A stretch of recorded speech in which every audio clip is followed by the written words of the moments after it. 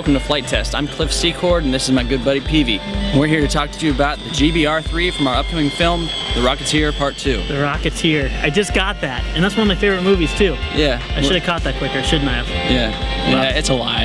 Yeah. We're not in that movie. Yeah, I don't think that movie even exists. Oh, it does. It does. Does it? Yeah, but we don't exist in it. It must have been one of those Disney straight-to-DVD ones. This is a Gee Bee R3 though, and the Gee Bee R3 didn't exist in The Rocketeer either. Right, because it didn't exist at all. No, this is a fantasy racer, but it's been widely adopted as what people would probably dream the next Gee Bee to be, like maybe Hot Wheels designs or something. Oh, really? Yeah, and it's beautiful too. The lines and the way it looks, and also the way it handles is amazing. Really? It's got a massive rudder on it. Yeah, isn't that sucker crazy? Yeah. Yeah, knife edge. That's all I gotta say. Okay. About that. Well, we're here at the Holiday Electric Fly. Electric Fly? Electric Fly, yeah. I'm not really good with these names. Holiday Electric Fly. We're here at the Holiday Electric Fly. Up in Geneva, Ohio. Yes, and we have pulled this outside, but you know it's winter. It is winter. And it's nice to fly where there's no wind. And this guy, it's a big venue. This guy is nice and small. We have two different power options. We have a 2-cell and a 3-cell. We put the 3-cell in here for nose weight, but we're gonna go ahead and take it around here as soon as these B-17s land and see how she handles. All right, can we go get set up? I'll definitely want to. Okay. All right. Now, one thing I want to point out to you guys folks is this is not an indoor airplane, but this big venue here, we just couldn't pass up the opportunity. It's warm, we don't have to wear jackets, our fingers, chance it. No frostbite. Yeah. Yeah, it's really cool. So we wanted to take a whack at it and fly some circuits in here just to talk about the characteristics. Let's do it. Want to do it? Yeah. All right, let me get around Chad's foot there.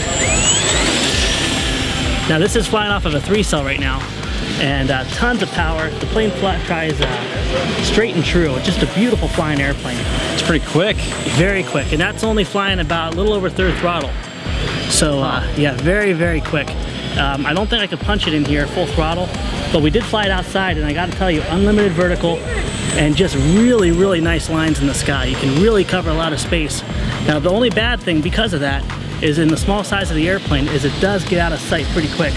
So be careful, know your area, and don't run it over any of the little airplanes. I almost did that, you see that? Yeah. So right now I'm cruising just about 3rd throttle, and it's amazing. Flies really, really nice.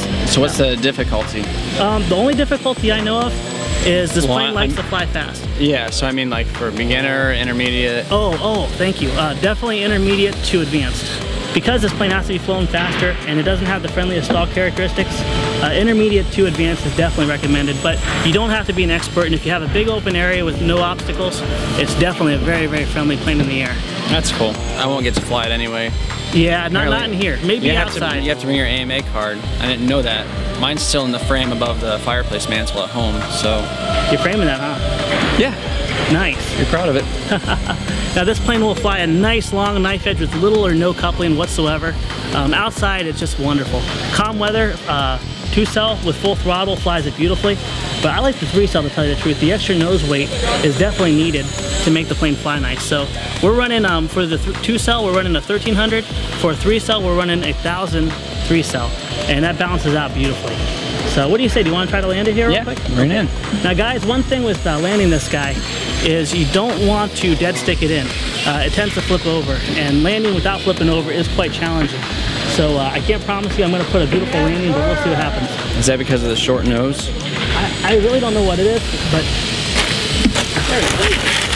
Okay, well I guess I lied a little bit. No. It lands beautifully. Nice. My tip to do it would be to keep a little bit of throttle.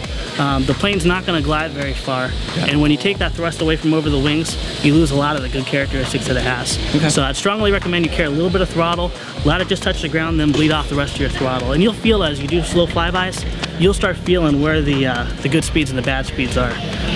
As far as when you do stall, it just has a little bit of wing rock and then it kind of falls off, recovers instantly. The torque of the engine is quite great, so if you just jab the throttle when you're in a stall, it's going to want to snap on you a little bit. So just be aware of that, and that's why it is advanced to intermediate to an advanced. Okay. All right. Well, you want to go grab it and take a closer look? I do. All right.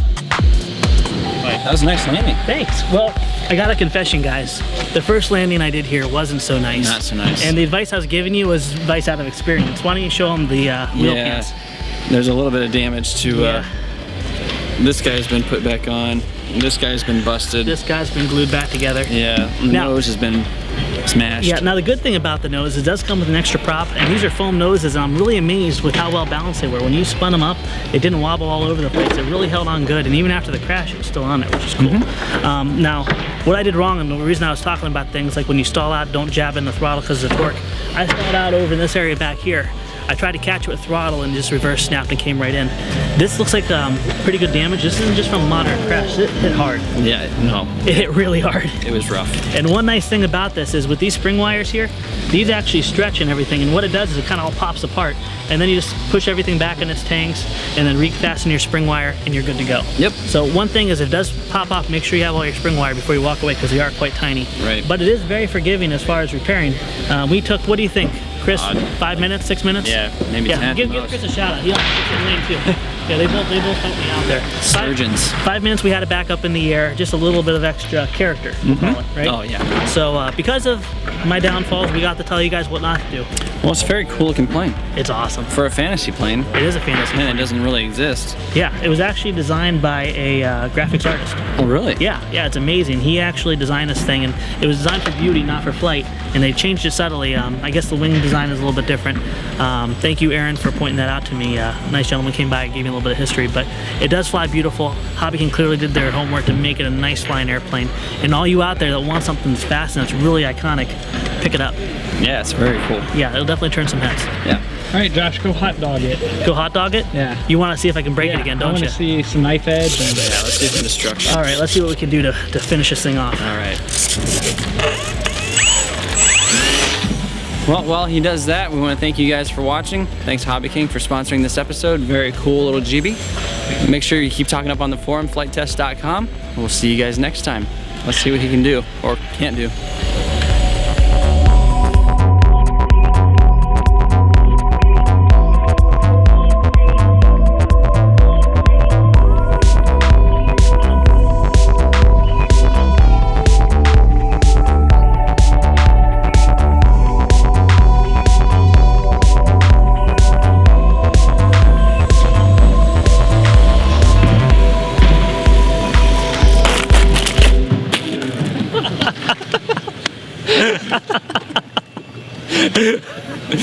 Yeah, that's a good way to end it. That wasn't even my fault.